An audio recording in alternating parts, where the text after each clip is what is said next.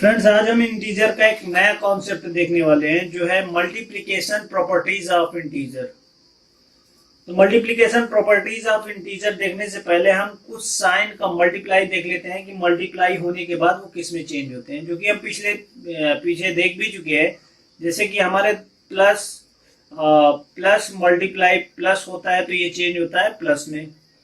Plus multiply minus होता है तो इसको हम देख चुके हैं, प्लस माइनस होता है माइनस। और माइनस मल्टीप्लाई प्लस होता है तो ये माइनस प्लस हो जाता है माइनस में। और जब माइनस मल्टीप्लाई माइनस होता है तो ये हो जाएगा माइनस माइनस प्लस में। तो हम देखते हैं कि मल्टीप्लिकेशन प्रॉपर्टीज ऑफ इंटीजर होती क्या है। मल्टीप्लिकेशन प्रॉपर्टीज जैसे हम पिछले वीडियो में देख चुके हैं, एडिशन प्रॉपर्टीज, सब्ट्रैक्शन प्रॉपर्टीज, उसी तरीके से यहाँ पे हम सिर्फ मल्टीप्लिकेशन प्रॉपर्टीज देखेंगे। और मल्टीप्लिकेशन प्रॉपर्टीज में हम देखेंगे closure property, commutative property, associative property, इस तरीके की 6 प्रॉपर्टीज हम देखेंगे। तो सबसे पहले हम पहली प्रॉपर्टी देखते हैं। तो फ्रेंड्स, यहाँ पे हमारा मल्टीप्लिकेशन प्रॉपर्टीज में पहली प्रॉपर्टी जो है वो क्लोजर प्रॉपर्टी। क्लोजर प्रॉपर्टी में क्या होता है कि हमारे पास अगर दो इंटीजर हैं ए एंड बी, हमारे पास दो इंटीजर हैं ए एंड बी, तो इन दोनों इंटीजर का मल्टीप्लाई करने पर यानी ए मल्टीप्लाई बी करने पर हमें क्या मिलेगा, जो रिजल्ट मिलेगा वो भी एक इंटीजर ही मिलेगा। यही होता है क्लोजर प्रॉपर्टी ऑफ मल्टीप्लिकेशन। जैसे हम एडिशन में भी देखें, सब्ट्रैक्शन में भी देखें कि दो इंटीजर्स को ऐड करने पर हमें इंटीजर ही मिलेगा, दो इंटीजर्स को सब्ट्रैक्ट करने पर हमें इंटीजर मिलेगा। लेकिन यहाँ पे हम सिर्फ मल्टीप्लिकेशन की बात कर रहे हैं, तो मल्टीप्लिकेशन में भी यही होता है कि दो इंटीजर्स का मल्टीप्लाई करने पर भी इंटीजर ही फाइंड होता है। तो यहाँ पे हो गया हमारा क्लोजर प्रॉपर्टी। एग्जाम्पल के थ्रू समझ लेते हैं कि मान लीजिए हमारे पास दो इंटीजर है -2 एंड सेकेंड इंटीजर है 3। तो -2 मल्टीप्लाई हम सेकेंड इंटीजर 3 करेंगे तो माइनस, अब यहाँ पे एक बात और याद रखिएगा कि ये जो साइन होता है, माइनस का साइन क्या है माइनस, और 3 का साइन क्या है प्लस, यानी कि यहाँ पे कोई साइन नहीं है तो प्लस होगा। तो साइन का मल्टीप्लाई होता है साइन से, माइनस और प्लस माइनस हो जाएगा, और 2 और नंबर का मल्टीप्लाई होगा नंबर से, 2 मल्टीप्लाई 3 हो जाएगा 6, -6। तो ये -6 हमें क्या मिला, हमने क्या किया कि हमने दो इंटीजर जो थे हमारे पास -2 एंड -3, इन दोनों को मल्टीप्लाई किया तो हमें इंटीजर ही मिला। तो यही होता है हमारा closure properties of multiplication. Friends, यहाँ पे हमारा नेक्स्ट जो है बी नंबर का जो है वो है कम्यूटेटिव प्रॉपर्टी। कम्यूटेटिव प्रॉपर्टी में क्या होता है कि मान लेते हैं हमारे पास दो इंटीजर हैं ए एंड बी, हमारे पास दो इंटीजर हैं ए एंड बी। तो अब हम चाहे a मल्टीप्लाई b करें या फिर पहले b को लिख लें फिर मल्टीप्लाई a करें, दोनों ही कंडीशन में जो आंसर आएगा सेम आएगा। a मल्टीप्लाई b करें या b मल्टीप्लाई a, दोनों इक्वल होंगे। यही होता है हमारा कम्यूटेटिव प्रॉपर्टी। एग्जांपल के थ्रू समझते हैं क्या होता है कि मान लीजिए कि हमारे दो इंटीजर हैं, सिंपल एग्जाम्पल लेते हैं, बाकी क्वेश्चन में देखेंगे। 2 एंड 3, हमारे पास दो इंटीजर है 2 एंड 3, ये दो इंटीजर है। तो चाहे हम 2 मल्टीप्लाई 3 करें या 3 मल्टीप्लाई 2 करें, दोनों ही कंडीशन में 6 ही आएगा। 2 3 जा 6, 3 2 जा 6, तो ये क्या आया, इक्वल आया। तो इसी को बोलते हैं commutative properties of multiplication. Friends, यहाँ पे हमारा जो थर्ड है वो है एसोसिएटिव प्रॉपर्टी। एसोसिएटिव प्रॉपर्टी क्या होती है कि हमारे पास 3 इंटीजर है, इस बार 3 इंटीजर कौन से हैं, ए बी एंड सी, ये 3 इंटीजर हमारे पास हैं। तो इनमें क्या होगा कि अगर हम a मल्टीप्लाई ब्रैकेट में b मल्टीप्लाई c कर दें, या हम b को बाहर कर दें मल्टीप्लाई ब्रैकेट में a मल्टीप्लाई c कर दें, या फिर हम c को बाहर कर दें और ब्रैकेट में a मल्टीप्लाई b करके हम c को बाहर कर दें, तीनों ही कंडीशन में जब मल्टीप्लाई होंगे तो आंसर जो आएगा वो सेम आएगा।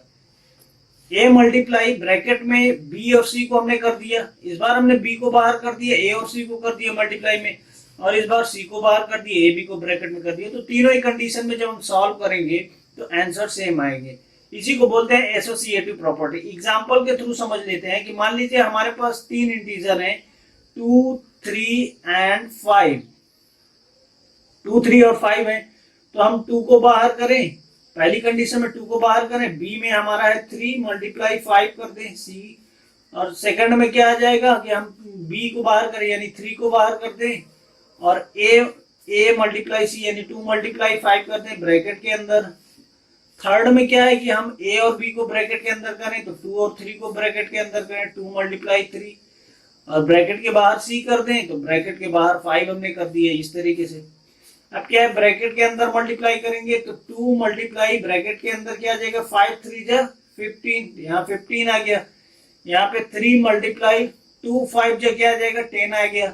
यहाँ पे क्या हो गया 2 3 जा 6 हो गया मल्टीप्लाई, और ये हो गया 5, 15 2 जा हो जाएगा 30, और यहाँ पे 3 10 जा हो जाएगा 30, सॉरी यहाँ पे 30, और यहाँ पे 6 5 जो हो जाएगा ये भी 30। तो यहाँ पे हमने देखा कि हम चाहे ए को बाहर करें या बी को या सी को, तीनों ही कंडीशन में 30 30 30 आ रहा है। इसी को बोलते हैं एसोसिएटिव प्रॉपर्टी ऑफ मल्टीप्लिकेशन, यानी कोई फर्क नहीं पड़ता कि कौन सा नंबर बाहर है अगर मल्टीप्लाई में है तो। फ्रेंड्स यहाँ पे हमारा डी वाला जो है मल्टीप्लिकेटिव आइडेंटिटी क्या होता है। मल्टीप्लिकेटिव आइडेंटिटी एक प्रॉपर्टी है, इसमें हम मान लेते हैं कि हमारे पास कोई इंटीजर ए है।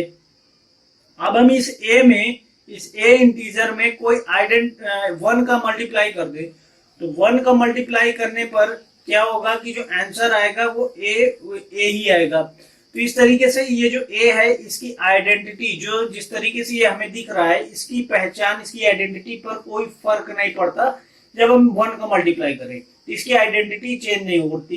तो इसी को बोलते हैं मल्टीप्लिकेटिव आइडेंटिटी। यहाँ पे 1 को बोला जाएगा 1 is called the multiplicative identity of integer, multiplicative identity of integer बना है, यानी कि 1 का मल्टीप्लाई करने पर इस a की आइडेंटिटी पर कोई फर्क नहीं पड़ता, तो इसी को मल्टीप्लिकेटिव आइडेंटिटी बोलेंगे। एग्जांपल के थ्रू समझते हैं कि मान लीजिए हमारे पास कोई इंटीजर 3 है, 3 में हमने 1 का मल्टीप्लाई कर दिया, तो क्या इस पे कोई फर्क पड़ेगा, इसकी आइडेंटिटी पे कोई फर्क पड़ेगा?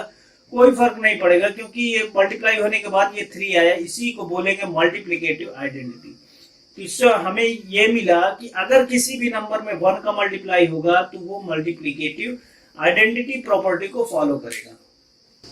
फ्रेंड्स यहाँ पे हमारा है प्रॉपर्टी ऑफ जीरो क्या होता है। प्रॉपर्टी ऑफ जीरो क्या होता है कि मान लेते हैं हमारे पास कोई इंटीजर ए है, ए में जब हम 0 का मल्टीप्लाई करेंगे तो ये 0 हो जाएगा, यानी 0 किसी भी नंबर से अगर मल्टीप्लाई हो जाता है तो वो नंबर 0 होता है। इसी को प्रॉपर्टी ऑफ जीरो कहते हैं, क्वालिटी ऑफ जीरो कहते हैं कि 0 अगर किसी से मल्टीप्लाई होगा तो वो सारा नंबर 0 हो जाएगा, इसी को प्रॉपर्टी ऑफ जीरो कहते हैं। एग्जांपल के थ्रू समझ लेते हैं।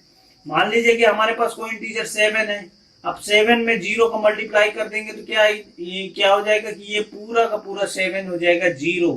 तो ये कौन सी प्रॉपर्टी को फॉलो करता है? अगर किसी में 0 का मल्टीप्लाई होता है तो ये property of zero of multiplication को फॉलो करता है। तो यहाँ पे हमारी लास्ट प्रॉपर्टी है डिस्ट्रीब्यूटिव प्रॉपर्टी ऑफ मल्टीप्लिकेशन। ये मल्टीप्लिकेशन की लास्ट प्रॉपर्टी है। इसमें क्या होता है कि अगर हम मान लीजिए 3 इंटीजर लेते हैं ए बी एंड सी, हमने ये 3 इंटीजर मान लिए। अब हम ए मल्टीप्लाई ब्रैकेट में बी प्लस सी, यहाँ पे साइन का चेंज देखिएगा, यहाँ मल्टीप्लाई है, यहाँ पे मल्टीप्लाई नहीं है, यहाँ पे प्लस है। तो ये कौन सी प्रॉपर्टी को फॉलो करेगा? ये ए जो है इन दोनों में, जैसे हम ब्रैकेट ओपन करेंगे तो ये ए अंदर जाके इसमें भी इन दोनों में डिस्ट्रीब्यूट हो जाएगा, यानी बढ़ जाएगा, दोनों के पास जाएगा। तो ये क्या हो जाएगा? ए मल्टीप्लाई बी और प्लस का साइन है तो plus A multiply C, A multiply C. इसी को बोलते हैं डिस्ट्रीब्यूटिव प्रॉपर्टी, यानी ए जो ब्रैकेट के बाहर है दोनों में डिस्ट्रीब्यूट हो गया। और कंडीशन ये है कि प्लस माइनस कुछ भी होना चाहिए, यहाँ पे मल्टीप्लाई या डिवाइड नहीं होना चाहिए। मल्टीप्लाई डिवाइड होगा तो ये डिस्ट्रीब्यूटिव प्रॉपर्टी नहीं होगी, प्लस माइनस होगा तो ये डिस्ट्रीब्यूटिव प्रॉपर्टी होगी। तो इस तरीके से ये डिस्ट्रीब्यूटिव प्रॉपर्टी है। एग्जाम्पल के थ्रू इसको देख लेते हैं।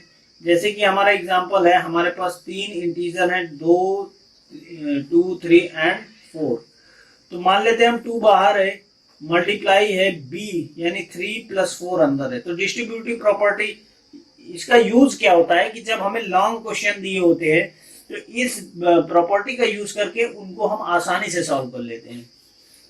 तो यहाँ पे क्या होगा? 2 × 3 हो जाएगा, 2 × 3, क्योंकि ये इसमें डिस्ट्रीब्यूट होगा, फिर उसके बाद इसमें भी प्लस में है तो प्लस लगा दिए, 2 × 4 हो गया। यहाँ पे 2 3 = 6 हो गया, प्लस 2 4 = 8 हो गया, और जब इन दोनों को ऐड करें तो 14 हो गया। ये हो जाएगा हमारा आंसर। लेकिन ये किस पे हमने सॉल्व किया, ये कौन सी प्रॉपर्टी लगाकर, तो हमने डिस्ट्रीब्यूटिव प्रॉपर्टी लगाकर इसको सॉल्व किया है। तो फ्रेंड्स ये थी हमारे मल्टीप्लिकेशन से जो भी रिलेटेड प्रॉपर्टीज थी, उन सभी प्रॉपर्टीज को हमने देख लिया है। नेक्स्ट पार्ट में, नेक्स्ट वीडियो में हम देखेंगे 1C एक्सरसाइज, जो कि पूरी तरीके से मल्टीप्लिकेशन ऑफ इंटीजर इसी प्रॉपर्टी, इन्हीं सभी प्रॉपर्टीज पर बेस्ड है। तो नेक्स्ट वीडियो हम 1C एक्सरसाइज लेकर आएंगे, वहां से आप देखेंगे, उसको आप पूरा देखिएगा। इन कॉन्सेप्ट को समझने के बाद आपको वो एक्सरसाइज बिल्कुल आसानी से आप उसको सॉल्व कर सकते हैं।